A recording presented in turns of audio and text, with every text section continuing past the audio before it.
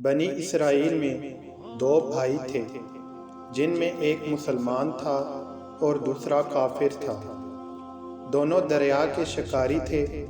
کافر بت کو سجدہ کرتا تھا، مگر جب مچھلیوں کے لیے جال تیار کرتا تو اس میں ڈھیروں مچھلیاں آ جاتی کہ اس کو کھینچنا بھی اس کے لیے مشکل ہو جاتا، مگر مسلمان کے جال میں صرف ایک ہی مچھلی آتی تھی اور اسی پر صبر کے ساتھ خدا کا شکر ادا کرتا تھا۔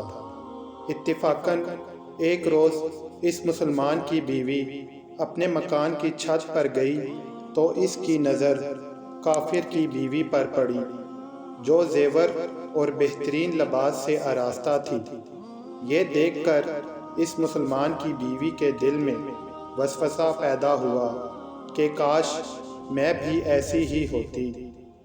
تو کافر کی بیوی بولی، تو اپنے شوہر کو اس پر آمادہ کر لے، وہ بھی میرے شوہر کے معبود یعنی بت کی عبادت کیا کرے، تاکہ تو بھی میری طرح مالدار ہو جائے۔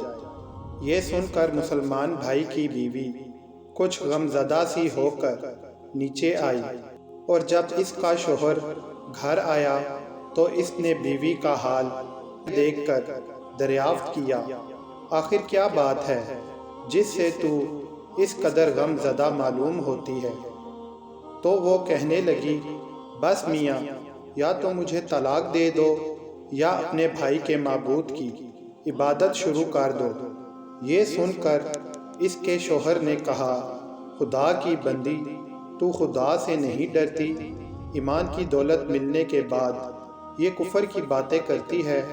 تو عورت بولی، پس مجھ سے اب زیادہ باتیں نہ بناؤ، میں بھی دوسری عورتوں کی طرح اچھا لباس اور اچھے زیورات پہننا چاہتی ہوں۔ جب اس مرد مومن نے دیکھا کہ یہ عورت ضد پر اتر آئی ہے اور اس کا اصرار حد سے بڑھ چکا ہے، تو اس نے عورت کو تسلی دی، کہا، اچھا، گھبرانے کی ضرورت نہیں ہے، میں کل سے کاریگروں اور مزدوروں میں جا کر محنت کر کے تجھے روزانہ 2 درہم دیتا رہوں گا، تو اس سے اپنی حالت درست کر لینا۔ یہ سن کر عورت کو کچھ تسکین حاصل ہوئی، اور سویرے ہی وہ مرد مومن مزدوری کی تلاش میں نکلا، لیکن کسی نے اس سے حال تک نہ پوچھا۔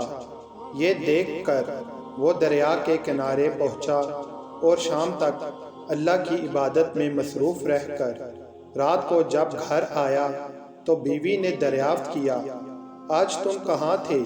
وہ کہنے لگا، میں بادشاہ کی خدمت میں مصروف تھا، اس نے مجھ سے 30 دن کام کرنے کی شرط کی ہے۔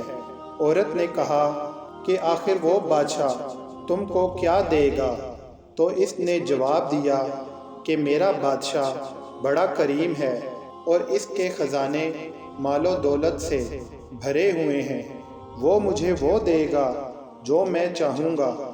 چنانچہ اسی طرح برابر وہ اپنے معبود برحق کی عبادت میں مصروف رہا۔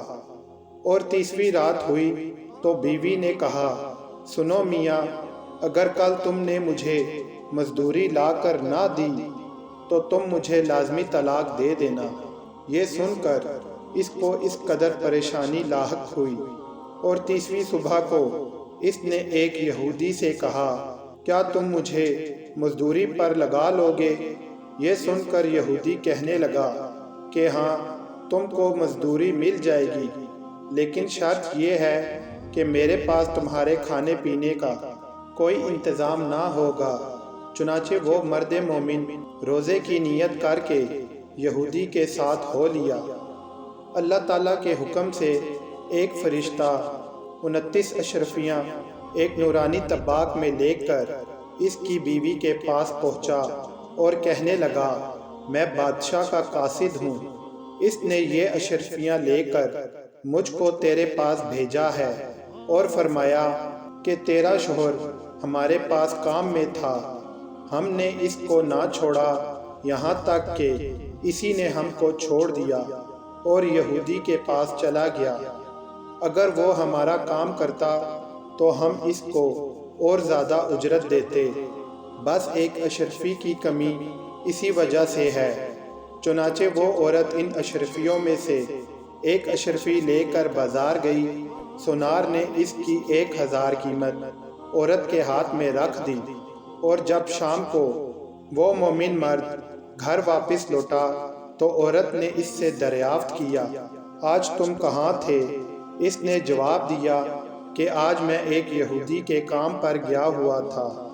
تو بیوی کہنے لگی کہ آخر بادشاہ کی خدمت ترک کر کے تم دوسروں کی خدمت کیوں کرتے ہو؟